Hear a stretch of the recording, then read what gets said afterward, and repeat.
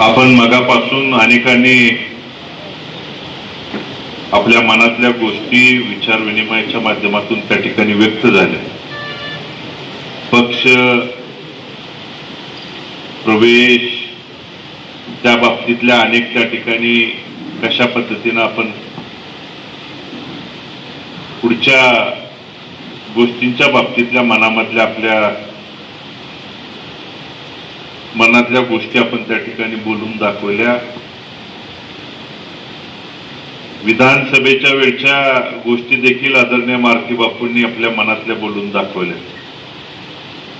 सागररावनी बोलताना सांगितलं ती वस्तुस्थिती खरी आहे. या तालुक्यानं या मतदारसंघानं पैसा कधीच सर्वस्व मानलं नाही. याची प्रचिती विधानसभेच्या वेळी देखील आपल्याला त्या ठिकाणी दिसून आली. कारण पैसा हा सर्वस्व असता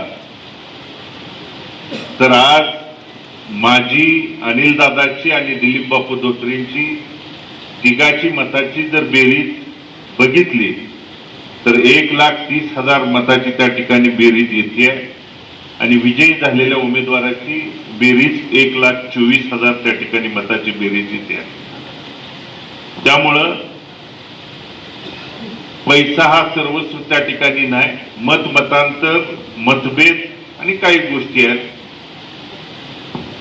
त्यामुळं दादांनी आता बोलताना सांगितलं राजकारणातल्या त्यावेळी घडलेल्या चुका दुरुस्त करून पुढे जाऊन त्या चुका दुरुस्त झाल्यानंतर नगरपालिकेला निर्णय एकत्रित येऊन घेतल्यानंतर आपण एकजुटीनं एकत्रितपणे आल्यानंतर आपल्याला महाराष्ट्रातल्या 3 नंबरच्या मताधिक्यानं पंढरपूरमध्ये नगराध्यक्ष आपल्या 3 नंबरच्या मताधिक्यानं तिथं विजयी झाले. 11 नगरसेवक त्या ठिकाणी निवडून आले. मंगळवेढ्यामधले नगराध्यक्ष नगरसेवक तीर्थक्षेत्र विकास आघाडीचे निवडून आले आणि इथून पुढच्या ग्रामपंचायती असतील, पुढच्या निवडणुका असतील. पुढे आज मंगळवेढ्यातल्या आज विचार विनिमय बैठकीच्या निमित्तानं आज आपली मनोगत त्या ठिकाणी सांगितली की आपण उद्या कोणता निर्णय घ्याल त्या निर्णयाशी आपण सहमत आहे अशी भूमिका आज स्पष्ट केली. उद्या पंढरपूर मधल्या सगळ्या ग्रामीण शहरातल्या प्रमुख पदाधिकारी वडीलधाऱ्यांची चर्चा विनिमय घेऊन अंतिम निर्णय त्या ठिकाणी घेतला जाईल. पण तो निर्णय घेण्यापूर्वी तो निर्णय घेत असताना बापू तो निर्णय का घ्यायचा आहे, कशासाठी घ्यायचा आहे, कुणासाठी घ्यायचा आहे, स्वार्थासाठी घ्यायचा आहे का कुणासाठी वैयक्तिक गोष्टीसाठी घ्यायचा आहे का आपल्या कार्यकर्त्यासाठी घ्यायचा आहे का आपल्या लोकांसाठी घ्यायचा आहे हे एकदा आपल्या सगळ्या लोकांनी तपासून घेतला पाहिजे, बघितला पाहिजे. कारण आज अनेकांनी बोलताना सांगितलं की या मतदारसंघात, या भागात, आपल्या तालुक्यात गेल्या 20, 25, 30 वर्षातलं राजकारण, समाजकारण, विकास कामाच्या बाबतीत अडवणूक पिळवणूक कधीच यापूर्वी होत नव्हती.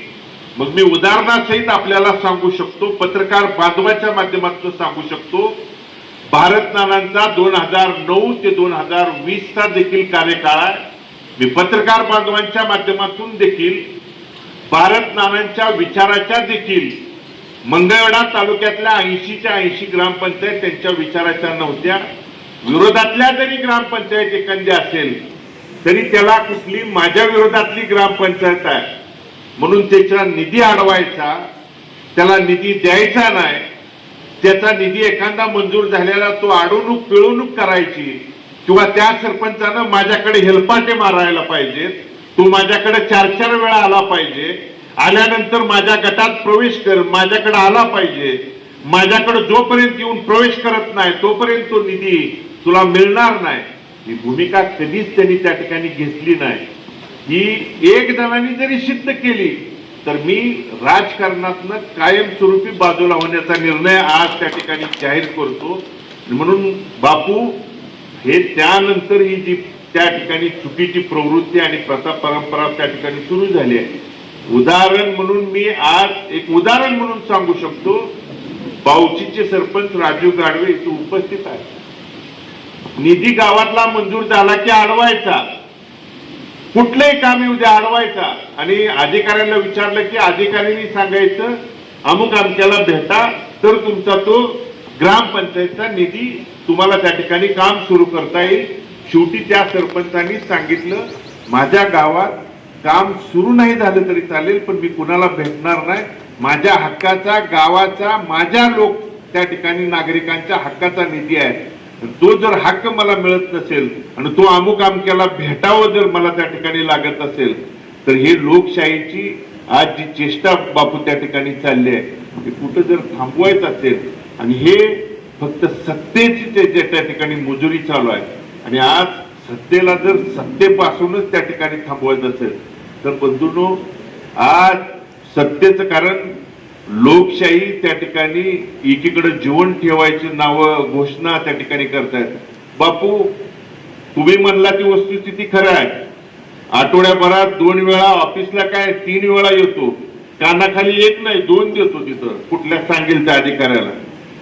पण कानाखाली मारणं जेवढं सोपं आहे तेवढं आज कायदा आणि गोष्टींचा वापर करून आज आत टाकणं, चुकीची प्रवृत्ती त्या ठिकाणी करणं, फक्त सत्तेची मुजरी आणि वापर करून चुकीच्या प्रवृत्त्या आज त्या ठिकाणी फोफावत आहेत. त्याला जर थांबवायचं असेल तर त्याला त्याच भाषेत उत्तर देणं बापू आज काळाची त्या ठिकाणी गरज आहे. म्हणून बंधूंनो हा त्या ठिकाणी निर्णय घ्यावा लागतोय आणि तुम्ही सहमत असाल तरच त्या ठिकाणी निर्णय घेणार आहे. आणि याचसाठी ही विचार विनिमय त्या ठिकाणी मीटिंग आयोजित केलेली आहे. उद्या आज जिल्हा परिषद पंचायत समितीची निवडणूक आपण लढवली. 2 पंचायत समितीचे सदस्य आहेत, भांडतील, बोलतील, 4 पैशाचा निधी त्या ठिकाणी आणतील.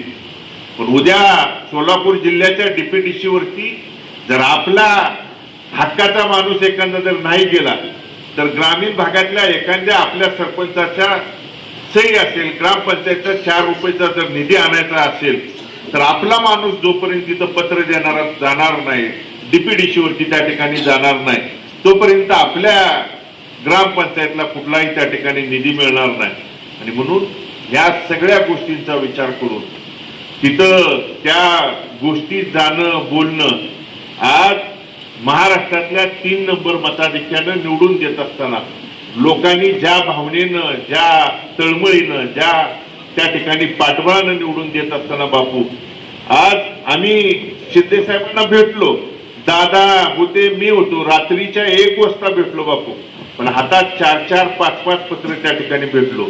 एक 32 कोटीच्या कामाची फाईल होती, एक त्या ठिकाणी नगरपालिकेच्या इमारतीचे 50 कोटीचं कामाचं त्या ठिकाणी फाईल होती, एक अंडरग्राऊंड ड्रेनेजच्या पाण्याची फाईलीची एक त्या ठिकाणी काम होती. पण समोर लाईटच्या पोलची 32 कोटीची सही घेतल्याशिवाय माघारी त्या ठिकाणी सरकलो नाही. मग मला सांगा 100-100, 150-150 कोटीवरती त्या ठिकाणी काम करत असताना कोणताही नेता, कोणताही व्यक्ती त्या ठिकाणी आपल्याकडून देखील अटी नियम त्या ठिकाणी घालणार, आपल्यावरती कोट्यावधी 100-100, 150-150 कोटीचा त्या ठिकाणी निधी देत असताना त्यांच्या देखील बापू आपल्याकडून त्या ठिकाणी माफक अपेक्षा आणि गोष्टी कोट्यावधी रुपयाच्या निधी देत असताना, आणि म्हणून या गोष्टी पूर्ण करण्यासाठी आज नगरपालिकेला निधी असेल, मंगळवेढ्याला बापू त्यांचं म्हणणं आहे की तुम्ही मंगळवेढच्या नगरपालिकेचा देखील प्रस्ताव द्या, आम्ही पाहिजे तेवढा निधी त्या ठिकाणी देतो. आणि म्हणून मी काल देखील मंगळवेढच्या आपले सगळ्या नगरसेवकांना भेटून सांगितलं की तुम्ही प्रस्ताव द्या, तो मंजूर करून देण्याची जबाबदारी मी असतील, अनिल दादा आपले सगळे त्या ठिकाणी जाऊन भेटून जबाबदारी आम्ही त्या ठिकाणी स्वीकारतो. 10, 20, 25, 30 तुम्ही जो प्रस्ताव त्या ठिकाणी द्याल तो मंजूर करून देण्याची भूमिका त्या ठिकाणी जबाबदारीने पार पाडतो.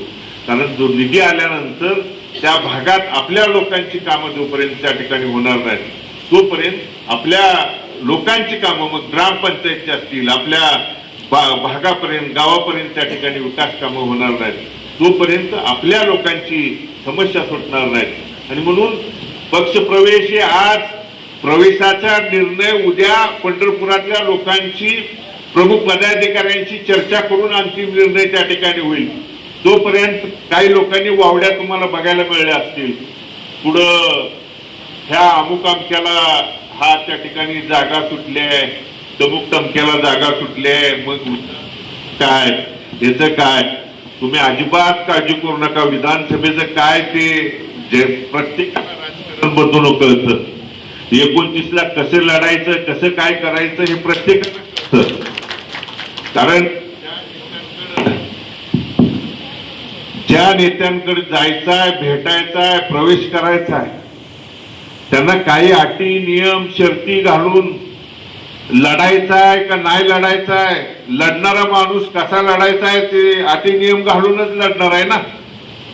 त्यामुळं ह्या कुठल्याही कुणाच्या साप सुरळ्या आणि हे जे काही चाललेल्या प्रकाराला अजिबात कुणी त्या ठिकाणी आपल्याला बळी न पडता ठामपणे फक्त एवढंच सांगतो, 29ला बघू.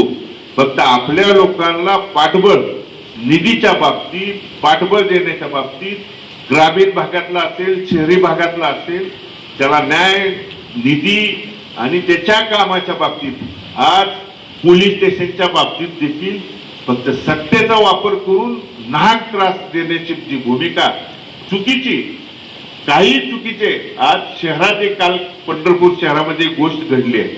नाहक 20-20 जणांची नावं त्या ठिकाणी अडकवलेत. त्यांना सांगितलंय मी माझ्या पद्धतीने काय सांगायचं ते, जे इथं नाहीत ते लोक सुद्धा सत्तेचा वापर करून त्यांची नावं त्या गुन्ह्यामध्ये त्या ठिकाणी घालण्याचा प्रकार, त्या ठिकाणी सत्तेचा वापर करून घालण्याचं काम, पाप त्या ठिकाणी सुरू आहे. ह्याला कुठे तर आळा आणि फाटा जर घालायचा असेल तर हा निर्णय त्या ठिकाणी घ्यावा लागेल. 29 लढायचं याचं त्या ठिकाणी बघू. लढायचं मैदान जोपर्यंत त्या ठिकाणी मी तुम्हाला एवढंच सांगतो, भारत नानांचं रक्त अंगात आहे. लढाईतनं अर्ध्या वाटेतनं कधीच पळून गेलेलो नाही. लढाई जोपर्यंत त्या ठिकाणी आहे तोपर्यंत लढाईतनं आणि त्या ठिकाणी निवडणुकातून पळ कधीच त्या ठिकाणी काढलेला नाही. त्यामुळं कुणाला जागा कुठं गेली आहे, कशी गेली आहे आणि कशी ओढून आणायची, कशी लढायची ते आपण 29ला त्या ठिकाणी बघू.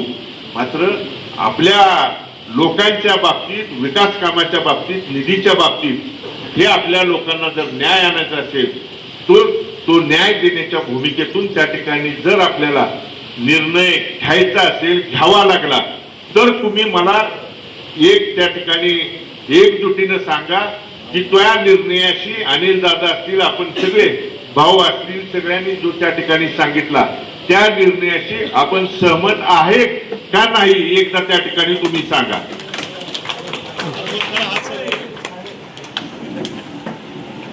आणि मग आज आपल्याला त्या ठिकाणी बोलवलंय. उद्या पंढरपूर मधले ग्रामीण आणि शहरातले सगळे त्या ठिकाणी प्रमुख पदाधिकारी बोलवले, त्यांच्याशी चर्चा आणि सगळ्यांशी. आणि त्या दिवशी सुद्धा अनिल दादा आम्ही त्या ठिकाणी भेटून त्यांच्याशी चर्चा केल्यानंतर जे, कारण तुम्ही 2 महिने झालं बघताय, 21 डिसेंबरला नगरपालिकेचा निकाल लागला. आज 6 तारीख आहे, 6 एप्रिल आहे, 4 महिन्याचा दिवस गेला. 4 महिने त्या ठिकाणी झाले. आम्ही कोणत्याही मंत्र्यांना, अगदी तानाजी सावंत साहेबांना आम्ही सत्काराच्या निमित्तानं त्यांनी आशीर्वाद दिला, पाठबळ दिलं म्हणून भेटायला गेल्यानंतर पत्रकार बांधवांनी लगेच त्या ठिकाणी प्रवेशाची बातमी, कुणाला निधी मागायला गेलो प्रवेशाची बातमी, पालकमंत्र्याला सत्काराला गेलो तिकडं प्रवेशाची बातमी. अरे ज्या सरकारच्या मध्ये मंत्री आहेत त्यांच्याकडं त्या ठिकाणी नगरपालिका, आमच्या लोकांच्या ग्रामपंचायत आहेत, आमच्या लोकांच्यासाठी निधी मागायला गेल्यानंतर प्रवेशाच्या त्या ठिकाणी बातम्या येत असताना आम्ही त्या ठिकाणी शिंदे साहेबांना निधीच्या बाबतीत पत्र देत असताना प्रवेशाच्या चर्चा झाल्यानंतर मी आणि अनिल दादांनी ठामपणे त्यांना सांगितलं की प्रवेशाच्या बाबतीतला निर्णय आम्ही जोपर्यंत आम्ही आमच्या लोकांशी, प्रमुख पदाधिकाऱ्यांशी चर्चा करून त्यांनी ठामपणे, आम्ही त्यांचा होकार येत नाही, त्यांची सहमती जोपर्यंत आम्हाला येत नाही तोपर्यंत आम्ही तुम्हाला त्या ठिकाणी येत नाही. काही आल्यानंतर दुसऱ्या दिवशी सकाळी पत्रकार बांधवांच्या बातम्या आल्या, प्रिंट मीडिया आणि त्या ठिकाणी टीव्ही चॅनलला काही बातम्या आल्या. त्याच्यानंतर काही पत्रकार बांधवांनी मला फोनद्वारे त्या ठिकाणी विचारणा केली की या बातम्यांच्या बद्दल तुमचं काय मत आहे. मी त्यांना स्पष्ट सांगितलं की आम्ही मंगळवेढा आणि पंढरपूर मधल्या त्या ठिकाणी प्रमुख पदाधिकाऱ्यांची मिटिंग घेतोय, त्यांच्याशी चर्चा करतोय त्यांना त्या ठिकाणी, कारण आज आम्हाला कोणतीही गोष्ट त्या ठिकाणी अंतिम स्वरूप देत असताना भारत नानांच्या पासून आम्हाला त्या ठिकाणी एक शिकवण आहे, आम्हाला त्या ठिकाणी सांगणं आहे की कोणताही निर्णय घेत असताना आपल्या लोकांचं सांगणं असेपर्यंत निर्णय त्या ठिकाणी घ्यायचा नाही. त्यामुळे आज आपल्या मंगळवेढची त्या ठिकाणी मिटिंग झाली, उद्या पंढरपूरची त्या ठिकाणी मिटिंग घेऊन अंतिम पूर्ण त्या ठिकाणी चर्चा करूनच मग पत्रकार बांधवांची चर्चा करून त्या ठिकाणी पुढचा निर्णय आपल्याला त्या ठिकाणी कळवला जाईल. ही या निमित्तानं आपल्याला त्या ठिकाणी सांगतो. आपल्या सर्वांना एवढंच या निमित्तानं सांगतो की डॉक्टर साहेबांनी सांगितलेल्या सूचना असतील, या सगळ्यांनी त्या ठिकाणी सांगितलेल्या सूचना असतील की हा निर्णय घेत असताना कोणताही त्या ठिकाणी पुढच्या निर्णयाच्या बाबतीतला असेल की कोणताही निर्णय असेल तो सगळ्याला विश्वासात घेऊन इथून पुढच्या काळामध्ये त्या ठिकाणी या आपल्या लोकांच्या हिताच्या दृष्टिकोनातनं पुढच्या काळामध्ये निर्णय त्या ठिकाणी घेतला जाईल. एवढंच या निमित्तानं सांगतो की आपण त्या ठिकाणी काल एका दिवसात आपल्याला आमंत्रण फोनद्वारे त्या ठिकाणी या मीटिंगच्या निमित्तानं आमंत्रण दिल्यानंतर आपण बहुसंख्येनं जमलात त्याबद्दल आपल्या सर्वांचं मी मनापासून अंतःकरणापासून मी आभार व्यक्त करतो आणि आपल्या सर्वांचा आभार व्यक्त करून मी मीटिंग संपली असं जाहीर करतो. आणि मीटिंग संपल्यानंतर आपण त्या ठिकाणी भोजनाची व्यवस्था केली, आपण भोजन करून आपण ही मीटिंग संपली असं मी या ठिकाणी जाहीर करतो.